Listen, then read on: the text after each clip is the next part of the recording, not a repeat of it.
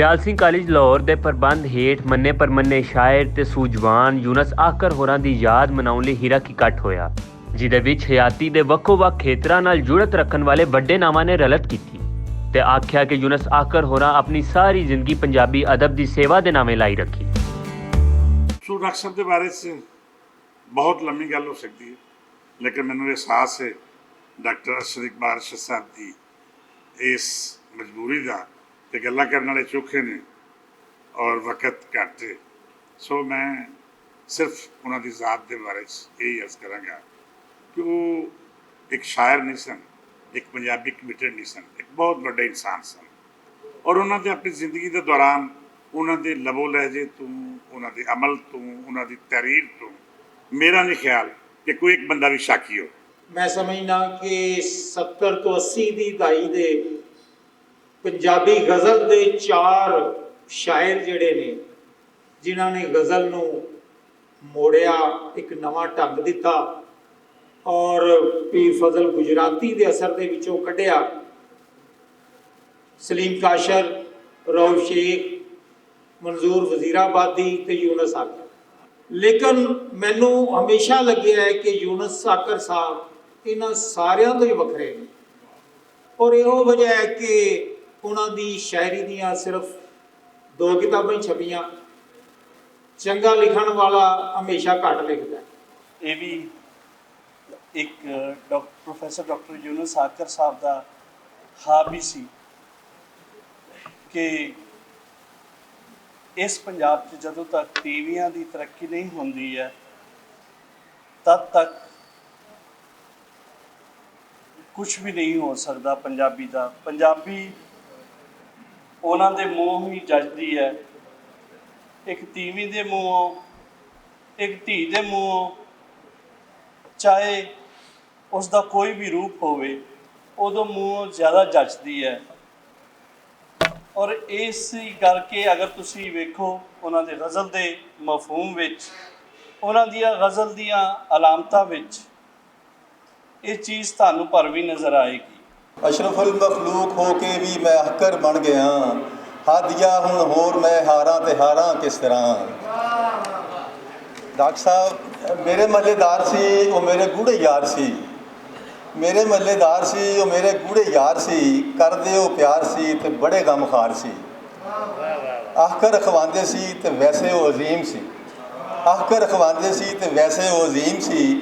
ਪੰਜਾਬੀ ਦੇ ਫਰੋਗ ਲਈ ਸਾਡੀ ਇੱਕ ਤਨਜ਼ੀਮ ਸੀ ਕਿ ਸ਼ਹਿਰਾਂ ਦੇ ਵਿੱਚ ਆ ਕੇ ਅੱਜ ਉਹ ਬੰਦੇ ਚਾਰ ਰਿਹਾ ਏ, ਸ਼ਹਿਰਾਂ ਦੇ ਵਿੱਚ ਆ ਕੇ ਅੱਜ ਉਹ ਬੰਦੇ ਚਾਰ ਰਿਹਾ ਏ, पिंडा दे विच रह के जेड़ा डंगर चार नहीं सकिया।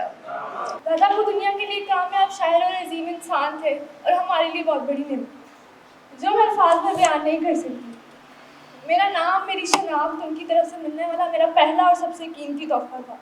मैं उनकी बाकी औलादों में से वाहिद औलाद हूँ जिनकी पैदाइश पर उन्होंने नज़म लिखी कि विछड़ गया दे नंबर जाहिद किवें किंज डिलीट करां, विछड़ गया दे नंबर जाहिद किवें किंज डिलीट करां, फोन मेरा ते बनदा जावे बिल्कुल कब्रिस्तान जिहा। चेते रहेगा यार हमेशा, चेते रहेगा यार हमेशा, आकर जीदा प्यार हमेशा।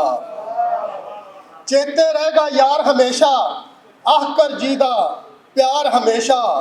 रखिया उन्ना सजनों अपना, रखिया उन्ना सजनों अपना पाकीज़ा किरदार हमेशा।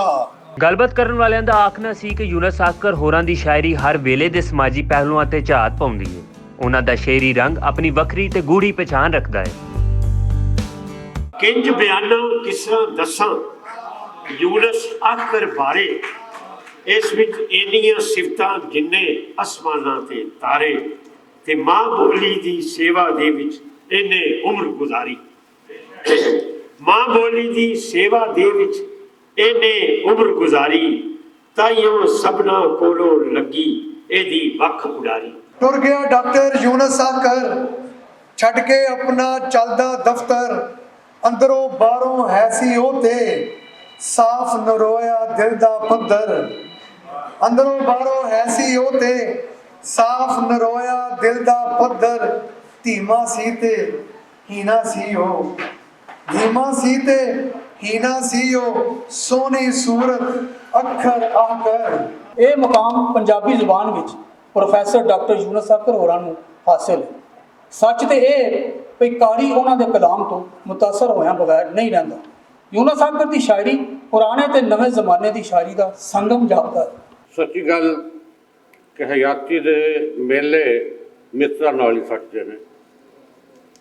ਮਿੱਤਰ ਹੋਣ ਤੇ ਕਿਕਰਾਂ ਦੇ ਫੁੱਲ ਵੀ ਨਾ ਸਿਰਫ ਸੋਹਣੇ ਲੱਗਦੇ ਨੇ, ਸਗੋਂ ਚਾਰ ਚਫੇਰੇ ਮਹਿਕਾਂ ਵੰਡਦੇ ਜਾਪਦੇ ਨੇ।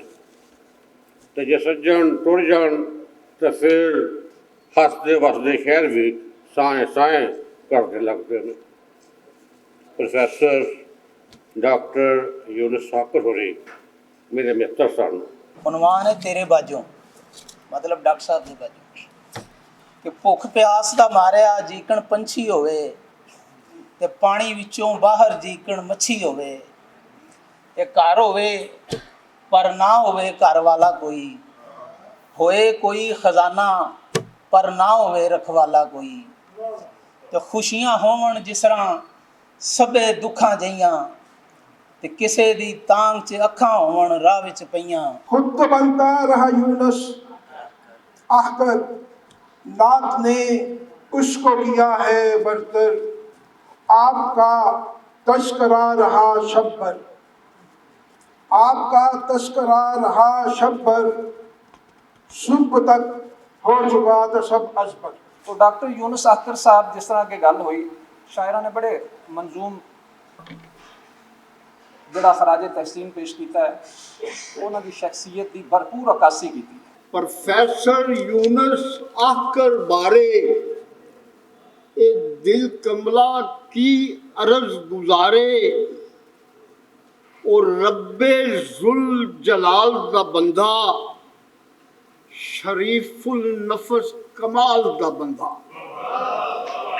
ਜਿਹੜੀਆਂ ਕੱਲ ਜ਼ਮਾਨਤ ਸੀ ਹਰਿਆਲੇ ਦੇ,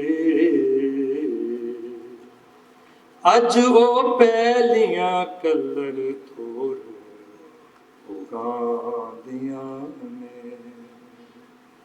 ਦਿਨ ਵਿਟਰੀ ਤੇ ਰਾਤਾਂ ਰੁੱਸ ਰੁੱਸ ਜਾਂਦੀਆਂ ਨੇ, ਰੁੱਤਾਂ ਖਬਰੇ ਕੀ ਰੂਪ ਵਖਾਉਂਦੀਆਂ ਨੇ।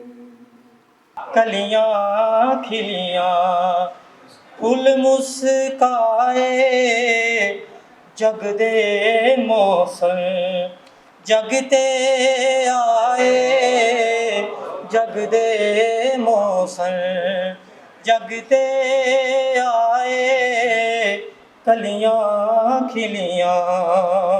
ਝੰਡਾ ਚੰਨ ਸਤਾਰੇ ਵਾਲਾ ਹੋਰ ਵੀ ਉੱਚਾ ਕਰਨਾ ਏ, ਦੇਸ਼ ਦੀ ਖਾਤਰ ਜੀਣਾ ਸਜਣਾ, ਦੇਸ਼ ਦੀ ਖਾਤਰ ਜੀਣਾ ਸਜਣਾ, ਦੇਸ਼ ਦੀ ਖਾਤਰ ਹੀ ਮਰਨਾ ਏ। ਸਮਾਂ ਲੱਗੇ ਸੋਨੇ ਸੁਫਨੇ ਤੇ ਖਾਬ ਦਾ,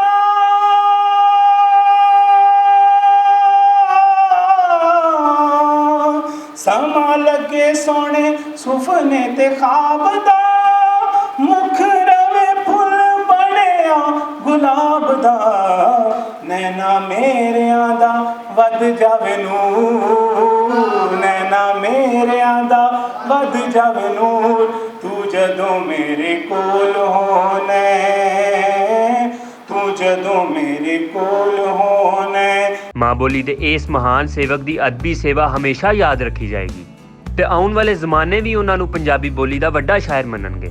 ਕੈਮਰਾਮੈਨ ਅਲੀ ਕੈਸਰ ਤੇ ਉਸਮਾਨ ਬੱਟ ਦੇ ਨਾਲ ਅਲੀ ਬਾਬਰ ਬੱਟ, ਦਿਆਲ ਸਿੰਘ ਕਾਲਜ, ਲਾਹੌਰ।